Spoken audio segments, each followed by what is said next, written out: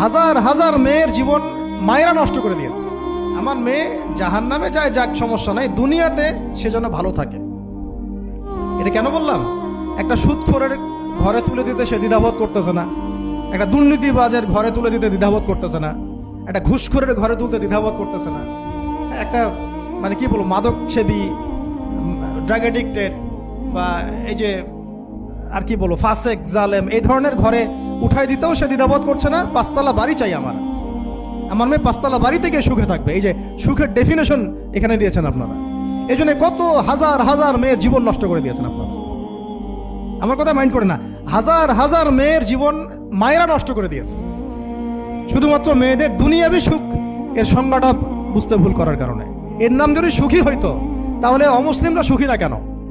পশ্চিমারা সুখী না কেন? ওরা আত্মহত্যা করে কেন? এভাবে মেয়েদের জীবন নষ্ট করেছেন।